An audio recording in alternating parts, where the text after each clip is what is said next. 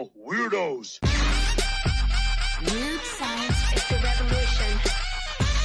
Weird science is the revolution.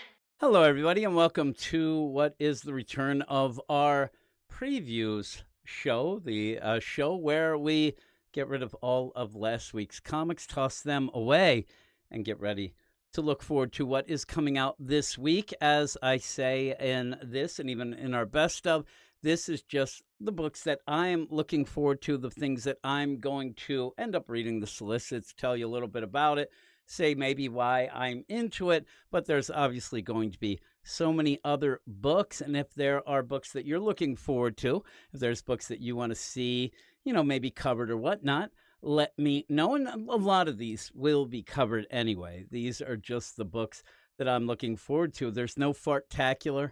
I know everybody's sad about that one, but there's also, I believe, no Batman kicking babies this week, which, How dare you? How can we not have that? That's what we need. That's what everybody needs. That's what I need. I enjoy the heck out of that. But there are a bunch of books coming out. It's a little bit of a slower week, I think, for DC. We've had a couple pretty good weeks from DC and a lot of books. And I'll tell you, I know there's been a lot of books because I've been doing podcasts that end up being 7 hours long almost.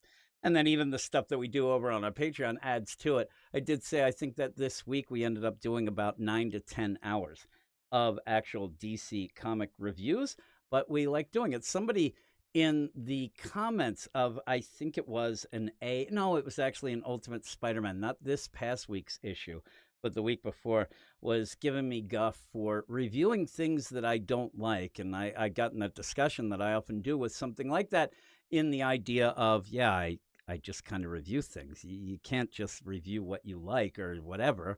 I certainly don't just review what I don't like. Sometimes things aren't great, but if you do that, you're not really a reviewer. You're more of just a fan site, I guess. I don't know what it would be, but it's that whole play of people giving everything 10s and things like that. And it does suck if you keep reviewing things that you don't like, but you don't know that before you just decide to do it. And also, that's when things are good, then things pick up, and then you're happy.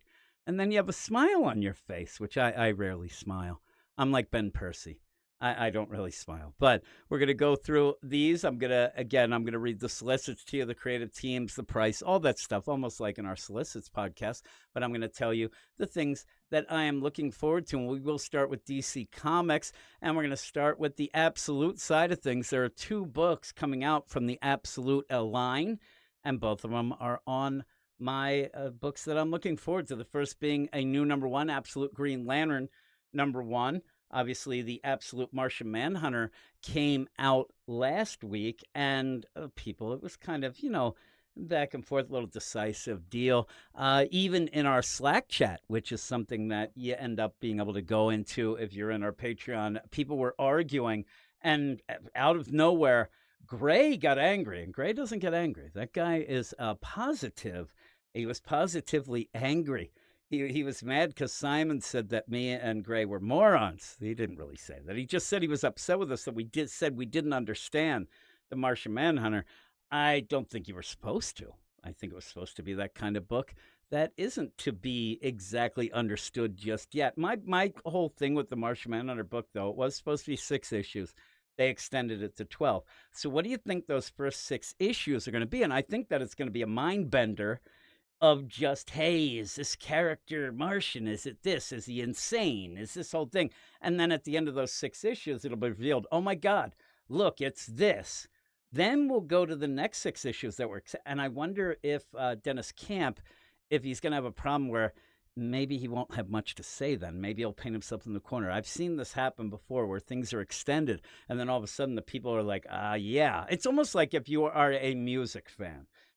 Which I am, and you have a band who comes out, kick-ass first album, right? Now, oh my God, hit after hit. These things are great. But it's because those people, that band has probably been working on that album for 6 years. You know what I mean? They have been trying to get signed. They get signed. They have all these songs. Now they have to do an album in a short amount of time.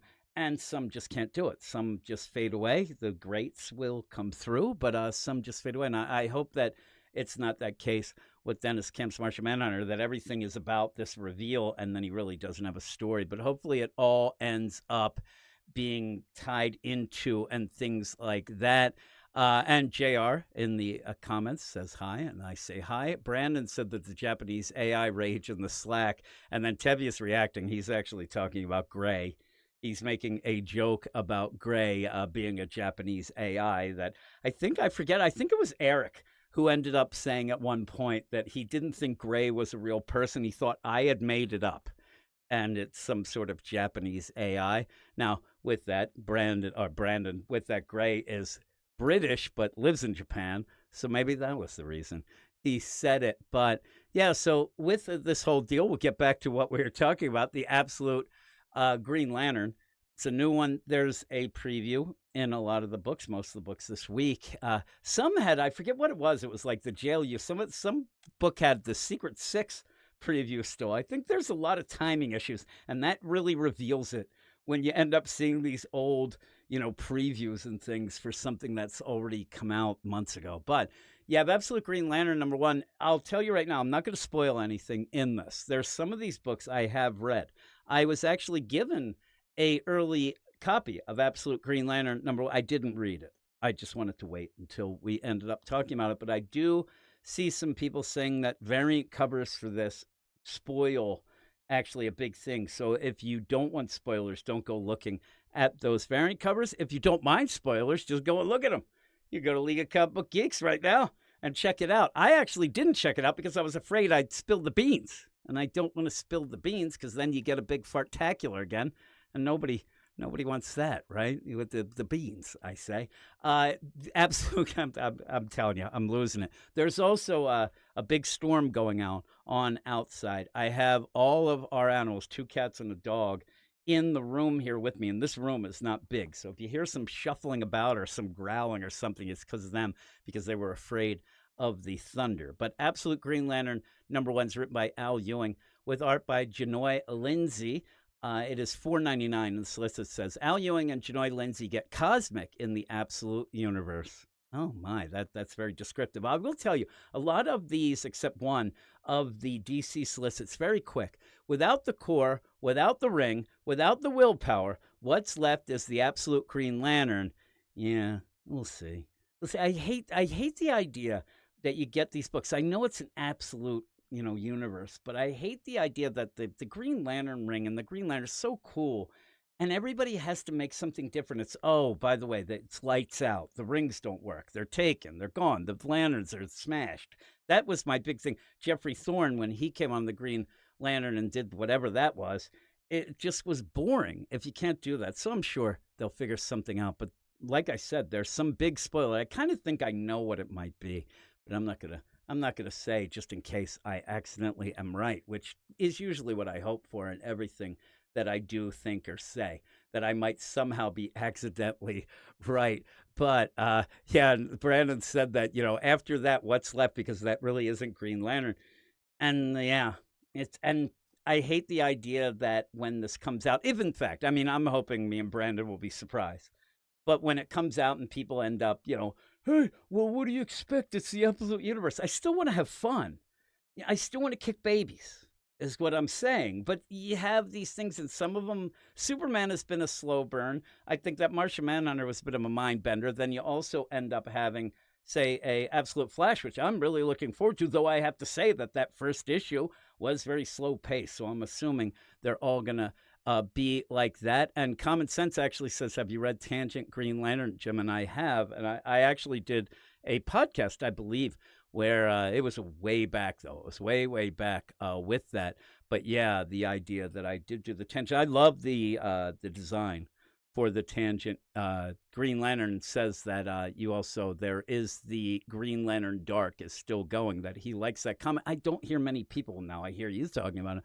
Don't hear many people talking about the Green Lantern Dark deal, but I did notice right away with the character design, which I really do like. But yeah, you end up where Brandon said he's still going to buy the Green Lantern, Absolute Green Lantern, because he's Absolute has been good, and it has been good. I think it's one of those things where I'm with Brandon.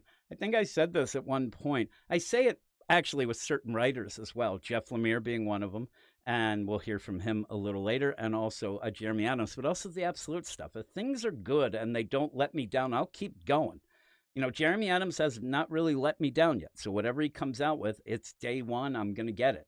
So Jeff Lemire is one of my favorite writers, one of my probably top 3 favorite writers. I'll always end up getting his stuff. He hasn't really let me down. He's done a ton of things. Now, I say we'll talk about him because we will be talking about the JSA, and that thing's teetering, but I'm still interested and I still have faith.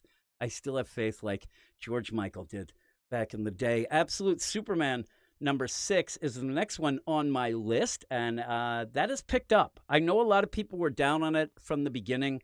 I know that I even said that there was too much Krypton, as we said while we were recording the deal when me and Eric were doing it, but it started to kind of get its hooks on to me, and the last issue I did like, and I'm hoping to see what's going on here because it looks like we're going to see what happened when he ended up in Smallville, all these things as he was walking back to Smallville because, who wants to fly? Absolute Superman number 6, or take a car even, because I don't even know what his deal is. But Absolute Superman number 6, written by Jason Aaron, art by Carmine Di Giandomenico, and it is $4.99. The secret origin of Absolute Superman. Is it the secret or is it just the origin, right?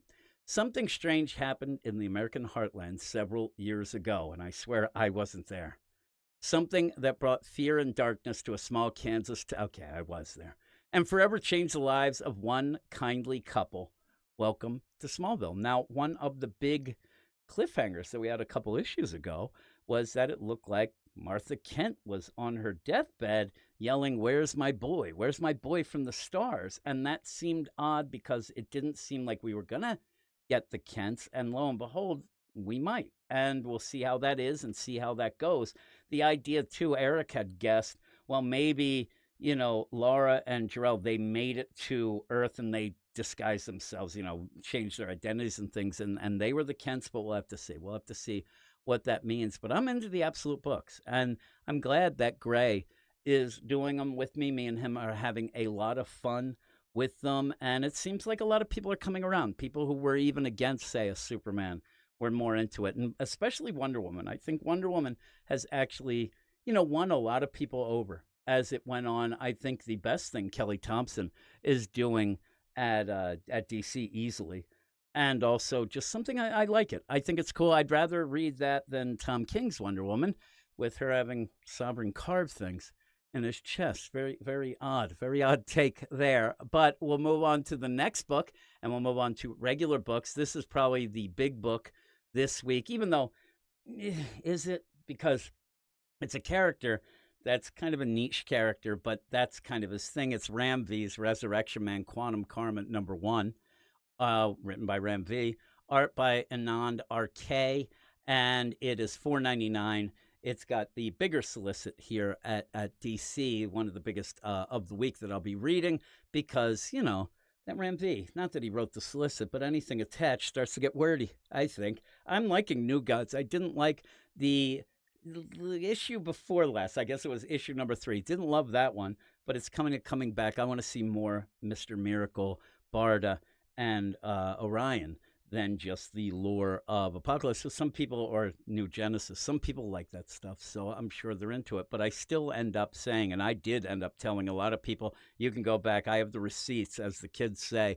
If you go back and listen to our podcast, that I was off of Detective with him very early and said that it seemed like a lot of nonsense that really wouldn't tie together. By the end, it did kind of, but kind of didn't. And I just kind of got bored with it. He is a guy who, and I don't think it's going to be the case here. What he does, I think, when he gets a hero like a Batman that he didn't seem to really love, he kind of pushes him aside and deals with a lot of other things instead of that. But I think he's kind of into this Resurrection Man. It does feel like a natural progression from, say, a Swamp Thing book. But Resurrection Man Quantum Karma number 1 is, solicit says he's back. Mitch Shelley. Everybody loves Mitch Shelley. The Resurrection Man has led thousands of lives, and with each unexpected death and resurrection comes a new superpower, which is kind of funny. That's also something that people tend to forget that at one point was a thing with Solomon Grundy, where when Solomon Grundy would die, he'd come out of the swamp and he'd have a different personality. And that was pretty cool. One of the best is Boss Grundy, the mob boss, Solomon Grundy's. I really like that. I wish we'd get back to that. But after living a life to its natural conclusion, Mitch Shelley is awoken by a new purpose and power, saving the universe. This is funny too. We just had the absolute Green Lantern where they're like, hey, no rings, no willpower, nothing. And then you get Resurrection Man. You're like, man, this guy, he ends up dying. And then he comes back with and they're like, not this time. This is his natural death and he comes back. So we'll see. But saving the universe, follow the Resurrection Man through time as he fights against a monster of his own creation. Gasha Dekuro, the sadistic World War II internment camp commander who has inherited a twisted version of Shelley's powers. It just flows. That I had problems saying this name at the end of our last week's podcast. Gasha Darakoro. The lines of cosmic order will begin to blur as long as my pronunciation, as no good deed goes unpunished. Oh my. And whatever the cause, whatever the consequence, this much is true. He's dying to save you. Brought to you by the Eisner award-winning team of Ram V, New Gods of Detective Comics, and Anand R.K., Batman Urban Legends Blue and Green, which I'm assuming is the book that got them the Eisner. I like that the Ram. I love when you end up having, not that he's better known. He's known better for what he's done at DC, but I love when you end up having somebody who has written at Marvel or vice versa, and they'll never mention those books. They'll never mention, hey, Ram V, Venom, things like that. It's not happening. This prestige format miniseries promises to be one you'll want to read again and again. I don't really read things again and again. I get done and I move the hell on. I always point forward, like my moral compass, I believe. The whole deal on high Shagron too. I end up where I'm doing this and I'm looking at this list and I have to go back to see if anybody's talking and to say hello to some people. And then I crack myself up there. But Drew ends up saying, did he miss the Silent Night review? I have it. I actually mentioned to people, I've released it on our Patreon and I'm going to release it probably tonight or tomorrow. I do have it. We loved it. We actually loved it. I did mention, I believe, at the end of our podcast and also mention in our best of, but I did review it with my man, Zach. I just have to put it up. And the problem is I end up doing 7-hour podcasts now because of my man, Eric, ditching me, and I am so behind on everything. But I will get it up, and I will tell everybody, and I'll even put it in the show notes here, to check out Drew's Silent Nights. It's really good. Silent Nights #1. And I actually, just to tell Drew, the guy who does the indie stuff with me, he's a younger guy. He's pretty young, and he ends up where he's kind of, I don't want to say a prude, but when things get sexy, he usually kind of doesn't like, and he loved it. We really, and if you want to see, in my mind, how fight choreography should go and how scripted fight choreography should go between a writer and an artist, go and check it. It's really, really good. And Drew does not, he doesn't lighten up on the sexiness. I'll tell you that. I'll tell you, it's sexy. Until people die horrifically, but that could be sexy to some people as well. But it will be up, I promise, Drew, and really check it out. And like I said, I'll put the links in this as well as the indie deal so everybody can check that out. So it's pretty awesome, but we'll get back to the previews. Again, I come over to see and then I lose track of what I'm doing. But I do think that people will check out Resurrection Man. I do tell you right now, I swear, this is one, and when I tell people this, people end up sometimes not getting what I'm saying, having reviewed a lot of, over 3,000 reviews, how it is. You see these books and you realize okay, yep, everybody's going to give that 10. So they've already decided before they even, read it, I'm sure. And a lot of the times these sites, they have these little, things. You can't go too low. You have to make up. But this is one of those books. You can tell that there's going to be a ton of 10s. So I would say, being a guy who reviews, it's weird to say, but you might want to check it out yourself. If you see these reviews, check it out. But it's probably going to be good. It's one of the things, Ram V, it seems right up his alley, that sort of book. So, and also I did say it at the end of our podcast this last week when I did the what's coming up the next week on that. It seems like when Ram V does something like this, or yeah, I forget what was that crazy book with that team. I was just gonna the Vigil, right? I think it was. They seem more like indie books, which he does really well than actual DC books. So I think that that's what this is gonna feel like as well. I like the Vigil. I thought that the Vigil was really really cool. I thought that that was a book that I wish actually continued on with that. And Jagron too has a super chat said, "Don't forget Concert of Champions, future doc review." That is true. I ended up where Gabe is. I don't know if Gabe's going to review it or not, but Gabe ended up sending me the deal because Jason Liu has yet another song lyric sheet at the back end of that Concert of Champions. And I'm just looking at it. And, as a songman myself in the dirty realm of things, it's so basic, the deal that he does. I mean, every basic song, if you're not aware, usually will go verse, chorus, bridge, chorus. But that doesn't do anything. That's basic. You got to put in the pre-choruses. You get a little outro, get a little, breakdowns. He doesn't do that. He goes basic, unlike my dirty songs. Those dirty songs, they use all of the conceits of songwriting, including rhyming with poop. That happens a lot. But yeah, that Concert of Champions, forget about it. Doc will probably end up, reviewing that with Wes. Though there's a bunch of stuff at Marvel that's up for grabs for worst of the deal. Yeah, and Common Sense actually says the deal, City Boy being the best of them. And I agree with Common Sense. Me and him have talked about that. City Boy, I really, really enjoyed. I thought that that was a book that could have continued as well. I thought that that was really, really cool. There it is.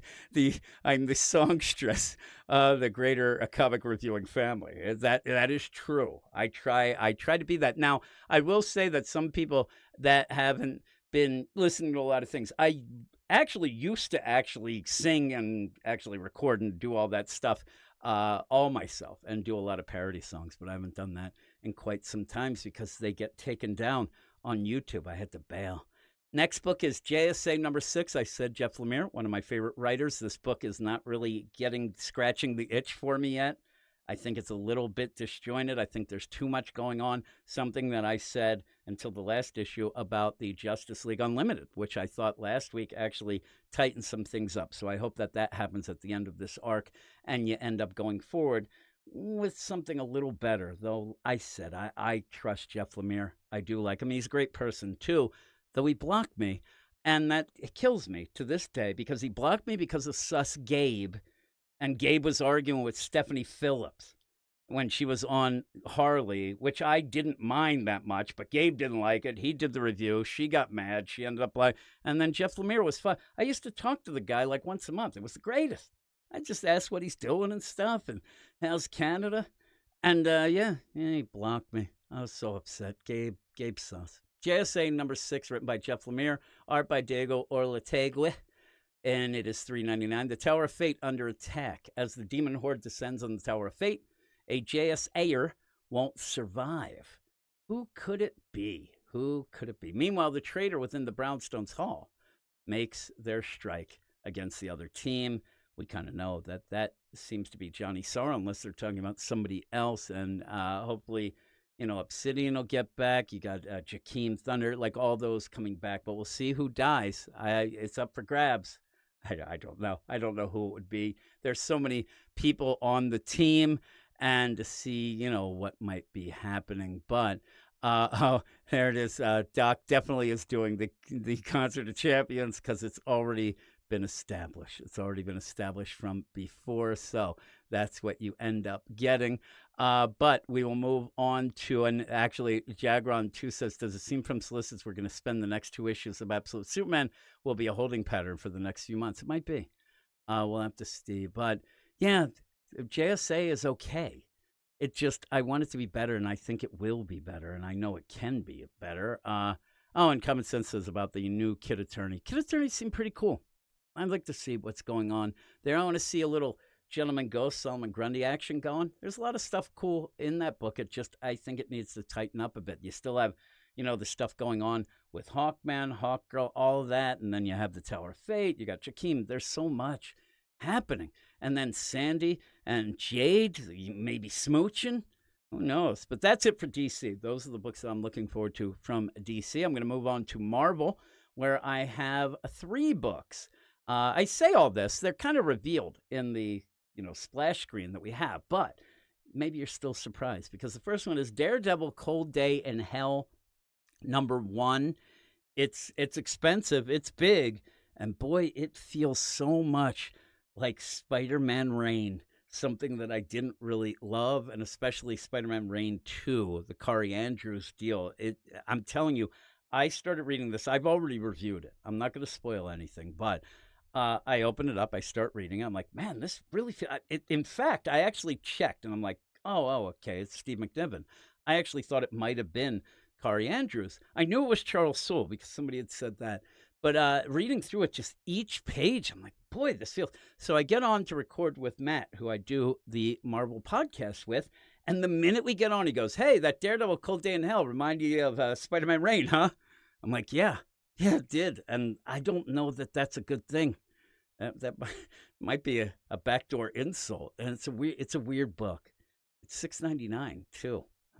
Hell Gone Cold. After a horrific series of events, the world is in shambles. Matt Murdock is old, and his powers have faded to nothing. Yet another book with somebody who doesn't have powers.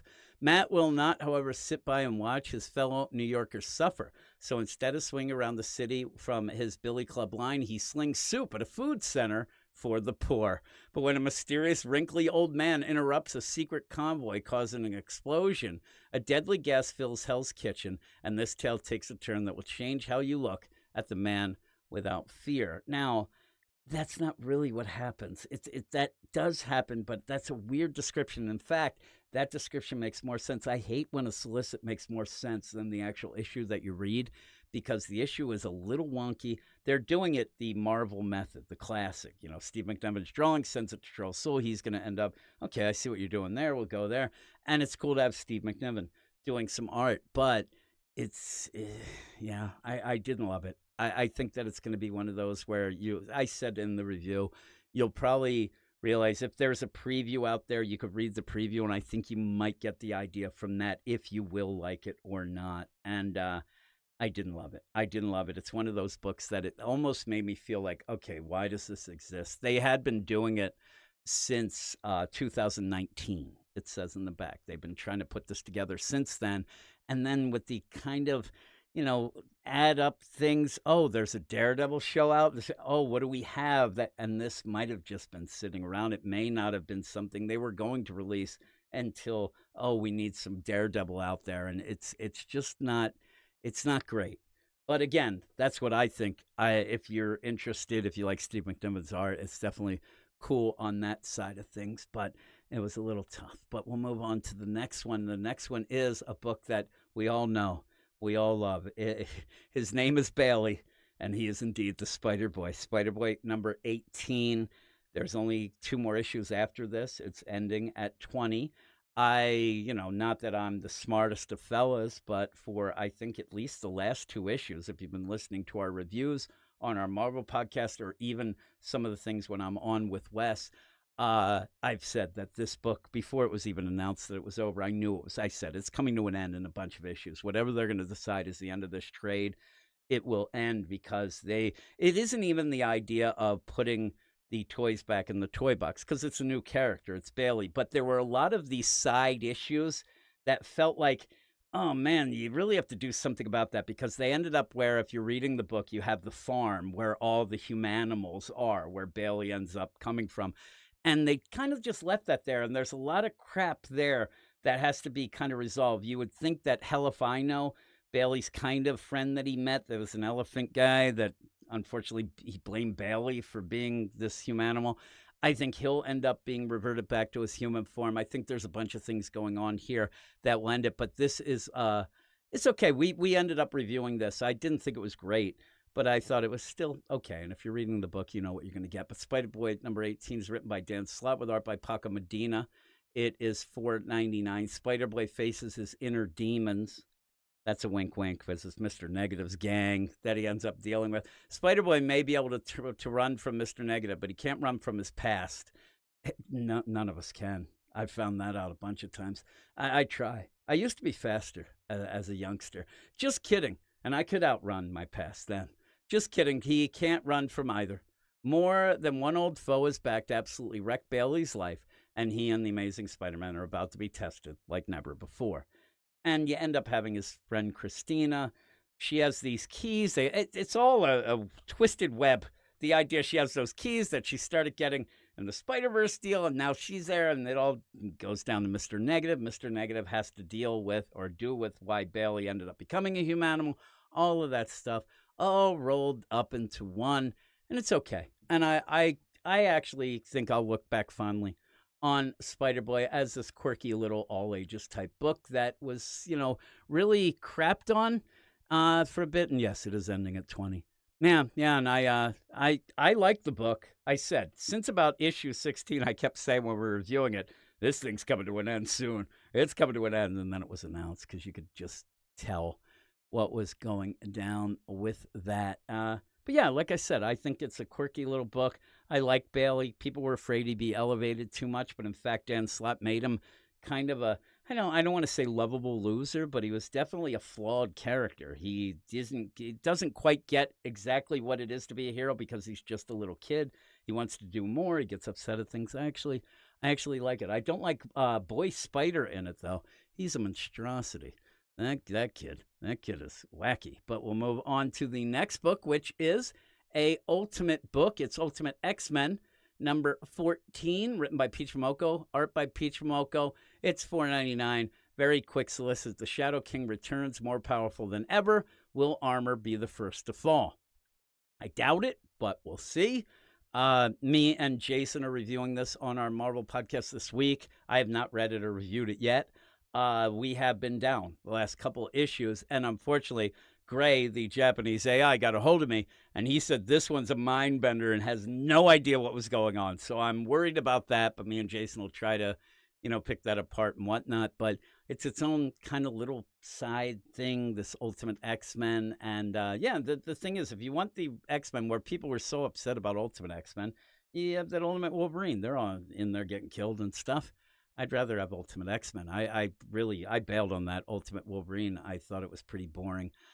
So this is just something different. But like I said, I think last issue I gave a 6. I think the last couple we've given like 5.5s and 6s to. I think it's been a little down, but it seems to be building up to something big. And we'll see if it ever does tie into everything else. From what I hear, especially from the translator, said that Peach Momoko was told that she didn't have to worry about anything else, not even worry about the maker. So we'll see.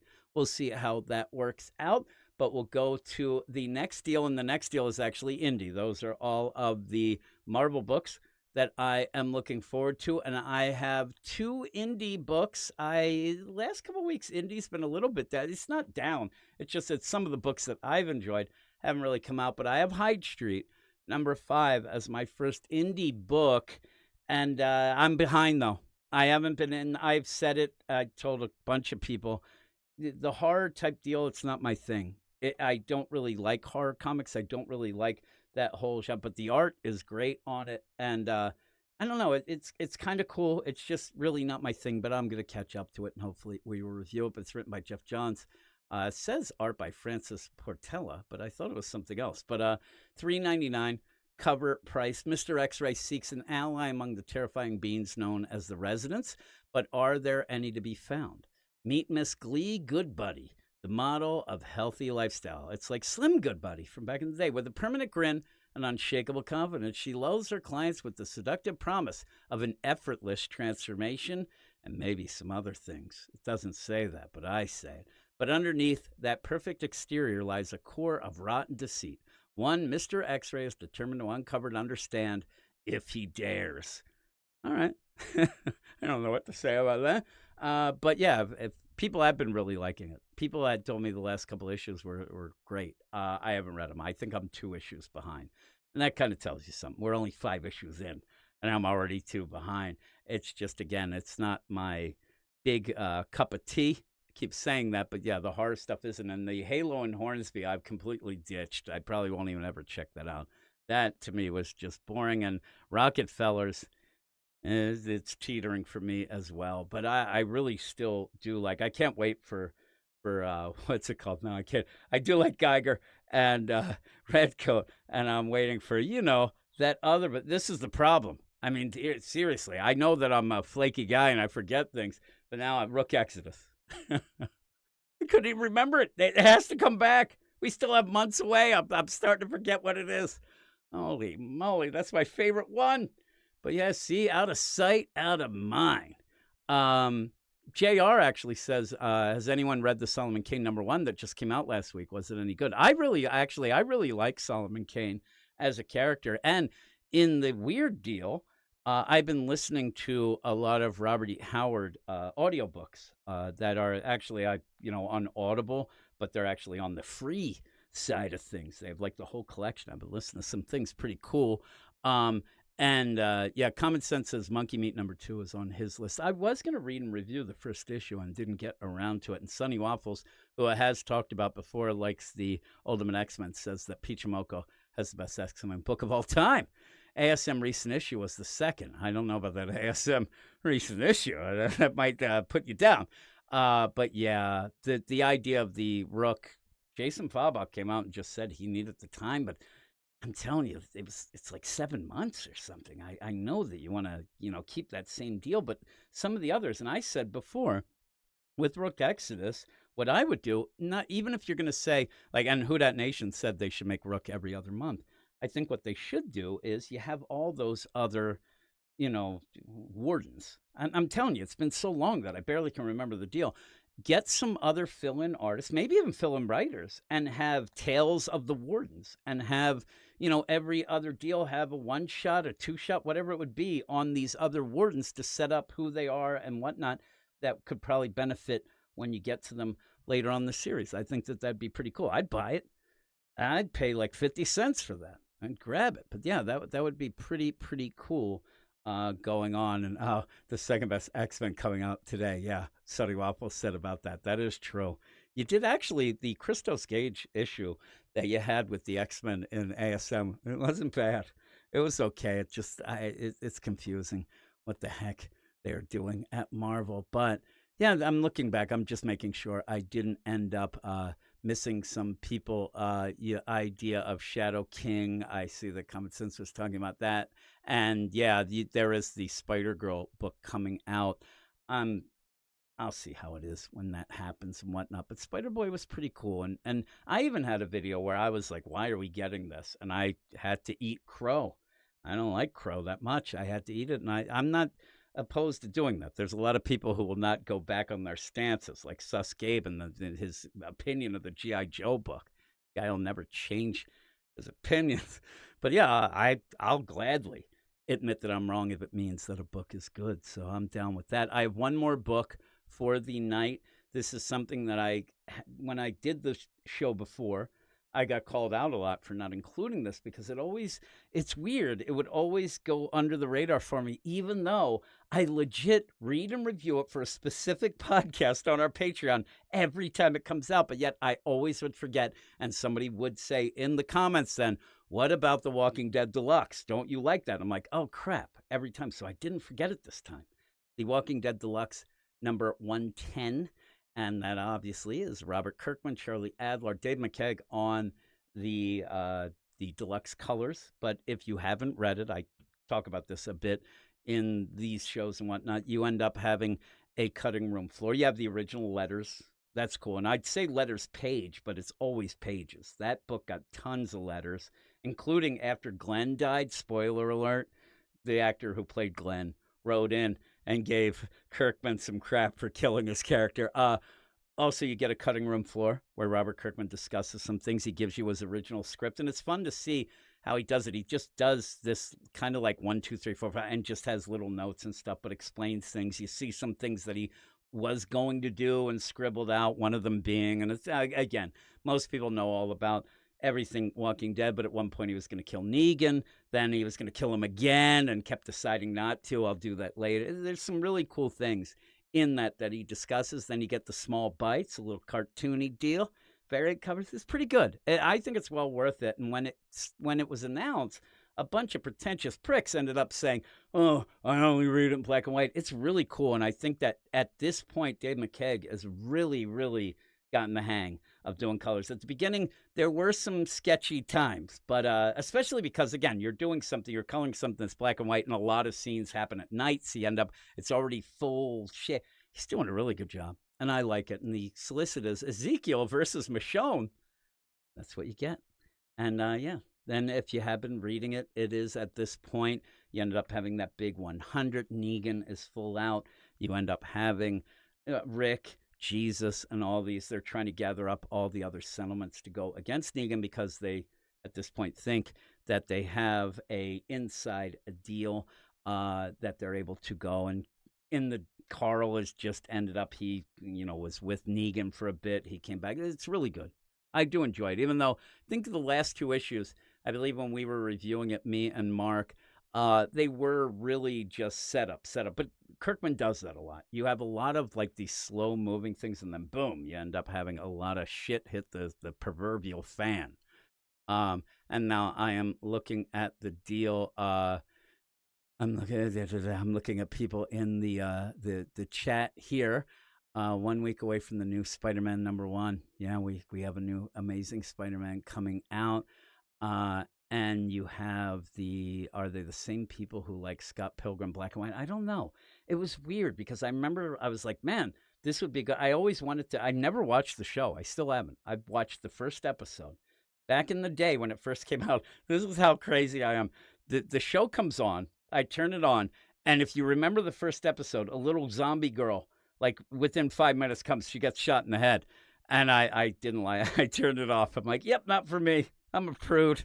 And I have watched the one deal. So I'm reading it. I don't know anything about the show. And as we're going through, people are telling me one of the biggest differences is Carol being gone in the comics kind of quickly and her being a major character in the TV show. So that's kind of cool. But yeah, we've been going through, so nothing's really spoiled for me or anything. I don't have any idea what's coming up, and I've really enjoyed it. But I remember when I said, hey, I think I'll do a pie. I think I even put like a tweet, oh man, this Walking Dead Deluxe, is anybody getting it?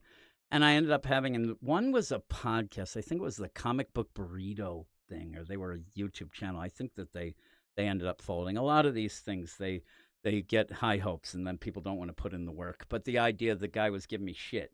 Oh, what, are you Johnny come lately? I'm like, no, my name's Jim, but yeah, I'm coming lately. I wish.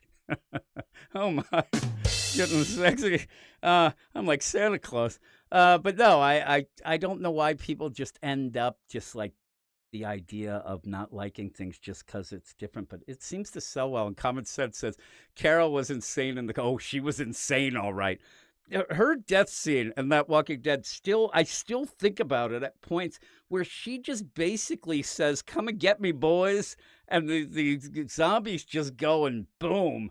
And she seems to really be enjoying it, like in a crazy level that she's enjoying being eaten by the zombies. It was bad. But in that, I end up there. We have a theme song for the deal. Maybe I'll even play it at the end of this just for a hoot. But in the theme song, I didn't realize that you can't make a theme song for something where people die so frequently. You end up mentioning them and, hey, you got Glad and this and that. And then the next thing you know, they're dead and you have 100 more issues to go and the theme song has them in there. But yeah, it's a theme song is a Van Halen tinge song is what it is. But I think it's pretty cool.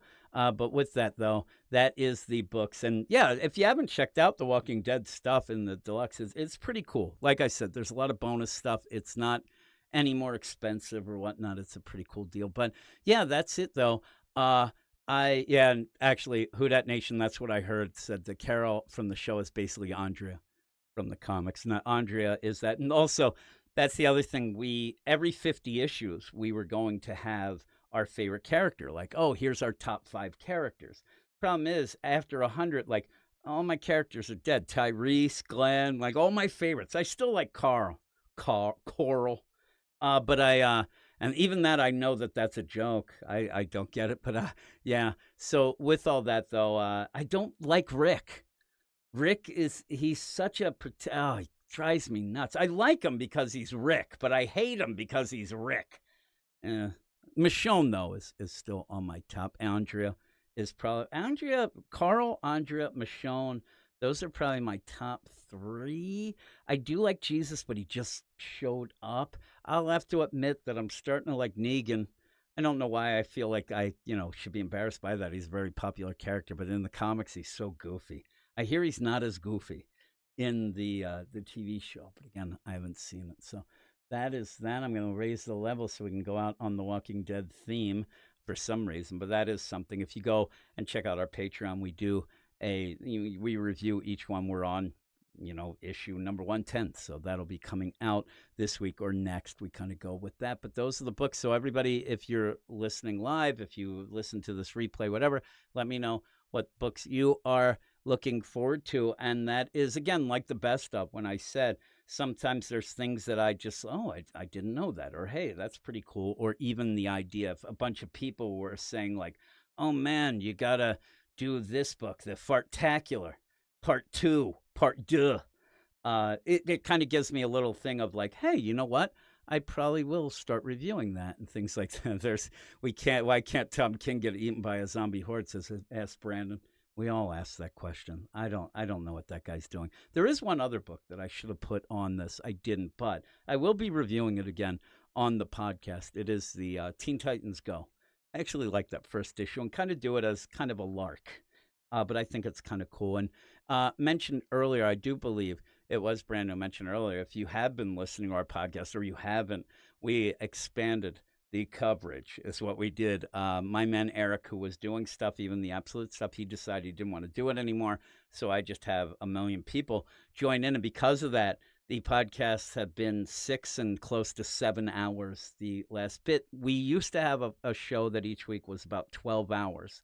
And that's no joke. We had that for over a year and a half. We never missed it. I haven't missed a week of the podcast since we started 10 years ago. But we'd have that each week.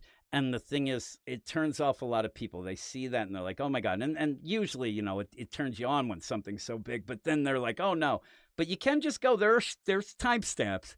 You can, listen to whatever, but it is one of those things. I think that, people kind of, when they end up finally, taking the dive, they realize, oh, this is kind of different. We're not just hating on things. We end up trying to have fun, all that sort of thing, and try to give you, an honest opinion. I don't love everything, but I don't hate everything either. It's what I hear, but that's not true. Yeah. And Who Dat Nation said the 12-hour podcast would listen to while I was driving long distances. I had one where actually Batman Beyond Mark, who's part of our Patreon deal, he actually listened to an episode on a flight to Israel, and he didn't finish the episode. He was like, it's the craziest thing that he's ever had happen, that he ended up where they landed before the episode was done. And he actually did start it right as they took off as a funny little deal to see how long and how whatever it would do. But yeah, and the New 52 stuff, if Who Dat Nation, the idea, there was a podcast that I went back, we did a 13-hour podcast, and when I look and saw, we actually talked about like 22 books were coming out. That's insane. Like right now, the podcast we were usually dealing with about 6. Now with the things, we have a retro review each week that me and Stork do. And this week, we have a poll up on our Patreon for this week's retro book, one of them being Resurrection Man's first appearance, Poison Ivy's first appearance. I try to get it in line with what books are coming out as well. Yeah, and actually Brandon said the recent shows have been very positive because the books have been good. I hate the idea of people just wanting to hate before they even read things, but some of these books have been good. Some have been complete and utter garbage, but some of them have been good. I actually got called out. People were thinking that suddenly I got conked in the head because I was being so positive, but it was because the books are good, and that is the awesome deal. He actually asked, Common Sense asked if we did a review of the Ray from the New 52. I believe we did it in a show that was our New 52 review, where we ended up doing that stuff. Where we started was 2015 is when we started the podcast. So you were already really into the New 52 at that point. The big things that we had were Villains Month was Actually, I think that was the site. That was like 2013. But we ended up Batman Eternal, Batman and Robin Eternal. We went through a lot of that stuff. Future's End. Couldn't remember. World's End. That nonsense. That was the crazy deal. But with all of that, Jagron's going off to do a live figure unboxing. See you later, Jagron. Thanks for the super chat, and I'm going to get out of here as well. So, everybody, thank you for joining me talking nonsense. Also went way longer than I thought it would. And there you go to unbox the 1/6 scale. I have a good rest of the podcast. But thank you, Jagron. I'm finishing. So I'm going to finish with our Walking Dead Van Halen-esque theme. But thanks, everybody. If you like this, let me know, and I'll keep doing it each Monday night, as well as doing the Sunday night best of. Then we have the absolute stuff on Friday I do with Gray and a bunch of other things. I actually really like doing the live stuff because it forces me to just do it, but it also I have fun talking about it. So thanks, everybody, and I will talk to you all later.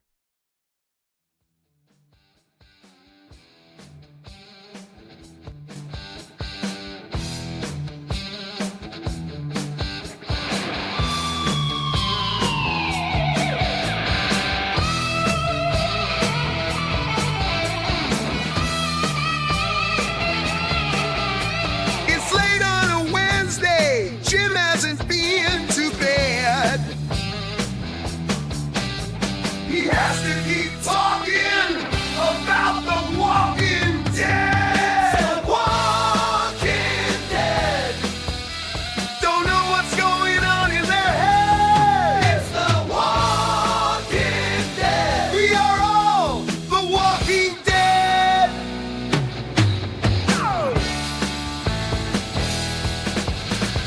Rick is a bit of a nut job, and Michonne is a badass.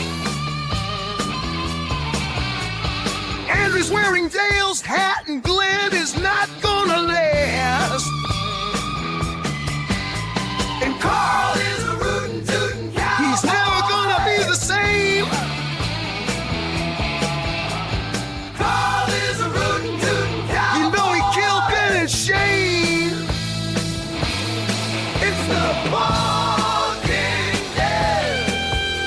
Don't know what's going on in their head. It's the Walking Dead. We are all the Walking Dead. It's the Walking Dead. Hey, better get a grip. It's the Walking Dead. Eugene is still a piece of shit.